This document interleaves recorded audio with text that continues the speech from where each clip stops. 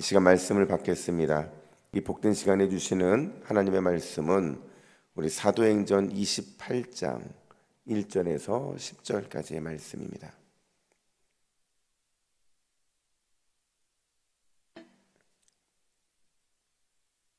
신약성경 236년 사도행전 28장 1절에서 10절까지의 말씀, 내 삶의 목적이라는 제목으로 오늘 말씀을 받겠습니다. 1절부터 교독해 있습니다. 우리가 구조된 후에 안즉 그 섬은 멜리데라 하더라. 비가 오고 날이 참해 원주민들이 우리에게 특별한 동정을 하여 불을 피워 우리를 다 영접하더라. 바울이 나무 한 묶음을 거두어 불에 넣으니 뜨거움으로 말미암아 독사가 나와 그 손을 물고 있는지라. 원주민들이 이 짐승이 그 손에 매달려 있음을 보고 서로 말하되 진실로 이 사람은 살인한 자로다. 바다에서는 구조를 받았으나 공의가 그를 살지 못하게 하미로다 하더니 바울이 그 짐승을 불에 떨어 버림에 조금도 상함이 없더라. 그들은 그가 붙든지 혹은 갑자기 쓰러져 죽을 줄로 기다리다가 오래 기다려도 그에게 아무 이상이 없음을 보고 돌이켜 생각하여 말하되 그를 신이라 하더라. 이 섬에서 가장 높은 사람 보블리오라 하는 이가 그 근처에 토지가 있는지라. 그가 우리를 영접하여 사흘이나 친절히 머물게 하더니 보블리오의 부친이 열병과 이질에 걸려 누워 있거늘 바울이 들어가서 기도하고 그에게 안수하여 낫게 하매 이러므로 섬 가운데 다른 병든 사람들이 와서 고침을 받고 후한의로 우리를 대접하고 떠날 때에 우리 쓸 것을 배에 실었더라. 아멘.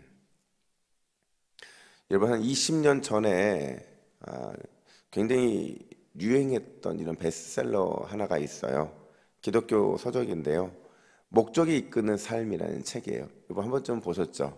근데 이 책이요, 세들백 교회 리고렌 목사님이 쓰신 책인데, 저는 이 책을 보면서 보는 내내 이런 생각이 들었어요. 야, 이거 별로 아무것도 아닌 책인데 사람들이 이렇게 열풍을 할까? 그냥 우리가 다 알고 있는 내용들인데 뭐 특별한 것도 없는데 왜 이렇게 유행을 할까? 이런 생각을 했는데요. 제가 내린 결론이 뭐냐면 이 책이 그냥 너무도 특별하지도 않음에도 불구하고 사랑을 받은 이유가 뭐냐? 바로 이 목적이라는 단어 때문에 그랬다는 거예요. 여러분, 사실 우리 기독교가요, 그 당시에는 한 120년, 115년 이렇게 됐던 때였거든요. 이제 기독교가 이제 한 세기를 지나고 있는 이제 우리 입장에서 봤을 때 이 신앙의 연수가 너무 짧다 보니까 우리의 신앙의 주제가 어떤 단어들로 압축될 수 있냐면 구원이라는 것, 믿음이라는 것, 축복과 은혜, 이런 단어들로 많이 익숙해져 있었거든요. 근데 이런 주제들이 나쁘다는 게 아니라 이렇게 한 세기가 지나고 또 다른 디딤돌이 생기려면 구원을 넘어서고 믿음을 넘어서고 축복과 은혜를 넘어서는 이거를 바탕으로 해서 뭔가 특별한 것들이 좀 있어야 되는데 그 시기적으로 그 성숙과 성장을 위해서 고민할 때가 되셨다는 거죠. 어떤 고민을 하느냐? 내가 하나님의 자녀로서 어떤 존재인가? 이런 고민을 하게 된다는 겁니다. 나는 왜 살아야 하는지, 하나님은 왜 나를 이 땅에 보내셨는지, 또 나는 어떻게 하나님을 기쁘게 해드릴 수 있는지, 이러한 목적과 관련된, 삶의 목적과 관련된 것들이 우리의 신앙에 필요했기 때문에 그 당시에 이 책이 아마 유용하게 쓰이지 않았을까, 그런 생각들을 하게 되었다는 거죠. 여러분, 그런 의미에서 우리는 사도행전의 마지막을 접하고 있어요. 와, 여러분, 1장부터 시작했던 사도행전이요, 이제 28장을 끝으로 마지막인데요. 우리가 28장을 접하면서 과연 이 책의 목적이 무엇인가 하는 질문을 우리에게 던져봐야 된다는 겁니다. 사도행전 28장까지 진행되는 모든 과정들 속에서 과연 하나님이 우리에게 뭘 말씀하고자 하시느냐, 어떻게 보면 1장부터 쭉 진행해 오면서 그 주제의 의미들이 각각의 의미는 있었을 거예요. 그런데 문제는 뭐냐면 마지막 28장이 1장의 결론과 같은 내용들이거든요. 그 결말들을 보면서 그 목적에 대한 답을 우리가 찾아야 된다는 거죠. 근데 제가 사도행전 28장을 볼 때마다 드는 생각이 뭐냐면 이 28장은 열린 결말이거든요. 그러니까 결말이 열려 있다는 거예요. 이러이러해서 행복했다, 이러이러해서 이렇게 마무리가 됐다, 이런 내용이 아니고 여전히 열려 있는 그런 결말의 책이거든요. 그러니까 다시 말하자면 사도행전 29장을 기록해야 될 사명, 그 사명을 독자들인 우리에게 주고 있다라는 겁니다. 그런 의미에서 오늘 28장 메시지는 굉장히 중요해요. 그리고 내일과 모레 이제 이렇게 이틀만 더 하면 사도행전이 끝이 나게 되는데, 과연 29장을 제대로 쓰려면 우리가 어떻게 28장을 이해할 수 있는가를 좀 생각해 봐야 돼요. 과연 오늘 본문이 우리에게 주는 메시지가 뭘까? 첫 번째로 우리는 복의 거점이 되어야 한다라는 겁니다. 복의 거점이 되어야 된다. 여러분, 저는 오늘 본문을 읽으면서 이런 느낌이 들어요. 뭔가 모르게 딱 10절밖에 안 되는데요, 사건들이 다닥다닥 붙어 있어요. 그러니까 이 사건 끝나고 또 이 사건, 이 사건 끝나고 이 사건, 이런 식으로 너무 타이트하게 10절밖에 안 되는 구절이 막 붙어 있다고요. 그래서 제가 한번 구분을 해봤어요. 어떻게 구분을 했냐면 사건 속에서 좋은 일과 나쁜 일로 한번 이렇게 구분을 해봤어요. 한번 여러분 생각해 보세요.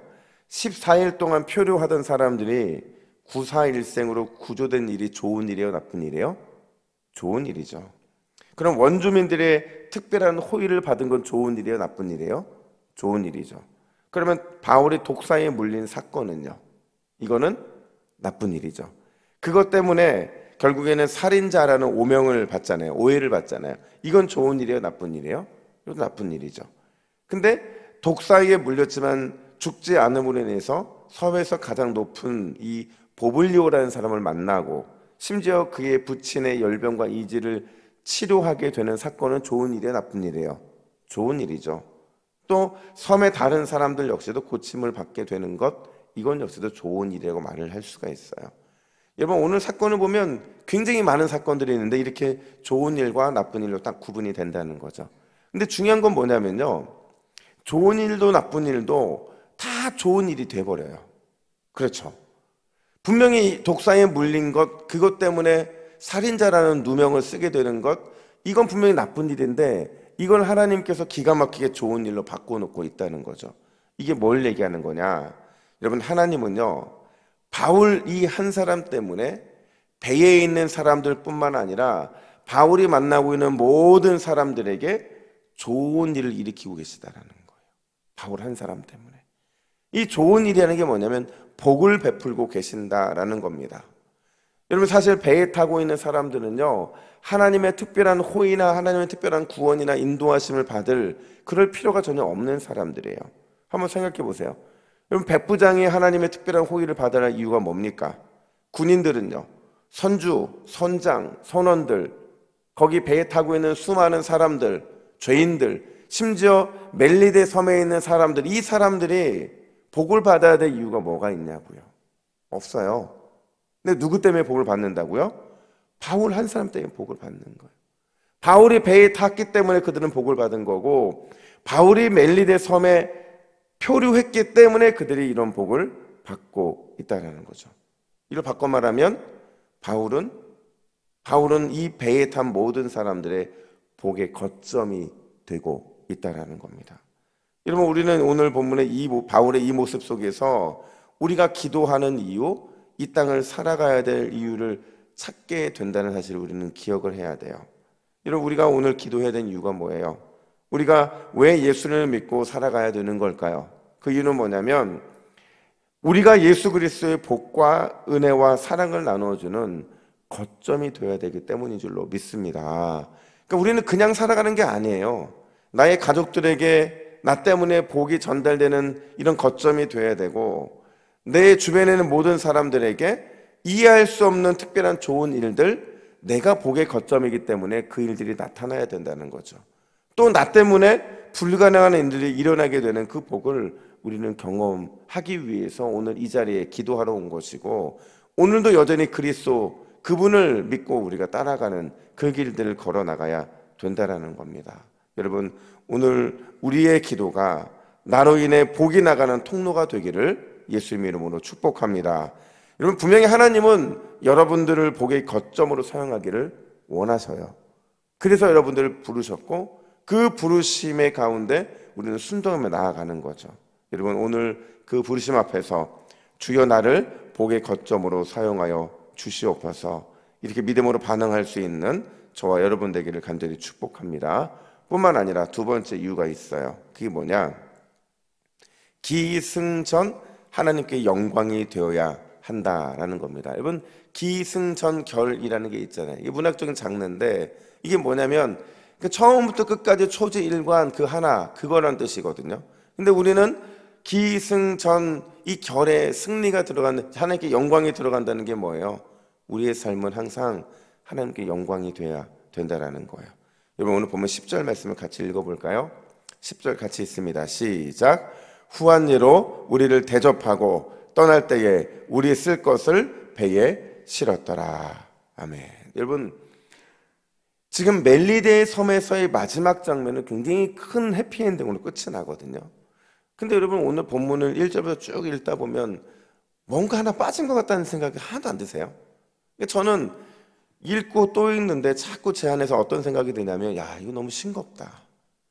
분명히 놀라운 기적도 일어났고 놀라운 이런 하나님의 인도하심들이 일어났는데 뭔가 진짜 빠진 것 같다는 생각이 너무 많이 드는 거예요. 그럼 뭐가 빠졌을까요? 뭐가 빠졌을까요? 가장 중요한, 이것 때문에 풍성한 대접도 받은 것이고 이것 때문에 그들이 떠나는 게 아쉬워서 하나라도 더 주고 싶은 마음이 들었던 거거든요. 그게 뭘까? 여러분, 오늘 본문에는 숨겨진 구절이 있어요. 그 숨겨진 구절이 뭐냐면 바로 하나님께 영광, 이걸 또 다른 표현으로 하나님 감사합니다라는 표현이라는 거죠. 여러분, 생각해 보세요. 오늘 본문의 사건들마다 하나님께 영광 아니면 하나님 감사합니다라는 표현을 넣는다고 한다면 오늘 본문이 얼마나 풍성해지는 줄 아세요? 1절에 한번 이렇게 넣어보죠. 우리 1절 말씀을 같이 화면 보시고 읽고 마지막에 하나님께 영광, 하나님 감사합니다 읽겠습니다. 시작. 우리가 구조된 후에 안즉 그 섬은 멜리데라 하더라. 하나님께 영광, 하나님 감사합니다. 5절도 한번 읽어볼게요. 5절 시작. 바울이 그 짐승을 불에 떨어버림에 조금도 상함이 없더라. 하나님께 영광, 하나님 감사합니다.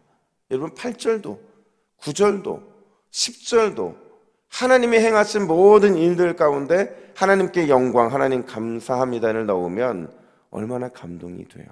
그러니까 저는 오늘 비록 사건이 다닥다닥 붙어 있었지만 그 속에는 분명히 어떤 빈 여백들이 있었거든요. 그 빈 여백들을 저는 그 속에 하나님께 영광, 하나님 감사합니다라는 말로 채우면 그게 참 이 신앙의 맛이 굉장히 떨어지더라고요. 여러분, 그렇다고 한다면 오늘 본문에 하나님 영광, 하나님 감사합니다가 숨겨져 있는 이유가 뭘까요?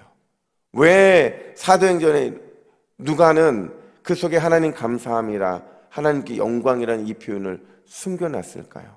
그 이유가 뭐냐면 우리 보고 찾으라는 거예요. 사도행전 28장을 이제 끝으로 마지막에 29장부터는 우리가 그렇게 살아가야 되는데 우리 보고 찾으라는 거죠. 그리고 우리의 삶에 적용하라는 거예요. 뭘요?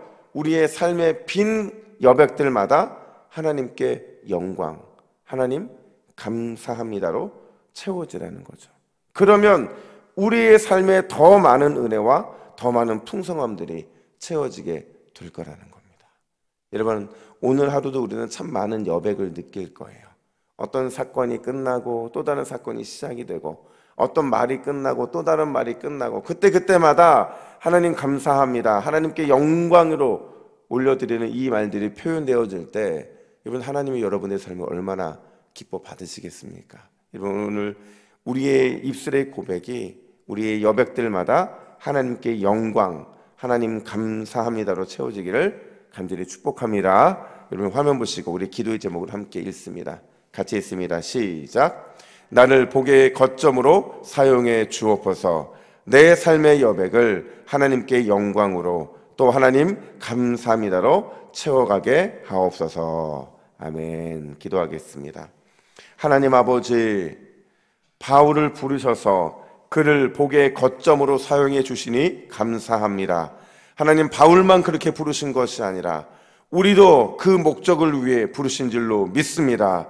하나님, 기도하는 우리의 오늘의 삶이 복의 거점이 되게 하여 주시고 우리 동부교회 성도들은 어디를 가든지 복의 거점으로 쓰임 받아 늘 있는 삶의 여백들마다 하나님께 영광으로 또 하나님 감사합니다라는 믿음의 고백으로 채워질 수 있도록 인도하여 주시옵소서. 하나님, 우리가 오늘도 살아가며 그 삶의 목적이 하나님께 영광으로 가득 채워지게 하여 주시고 감사가 끊어지지 않음으로 인하여 더 많은 은혜의 풍성함들이 우리를 통해 나타날 수 있도록 주여 인도하여 주시옵소서. 감사드리며 예수님의 이름으로 기도하옵나이다.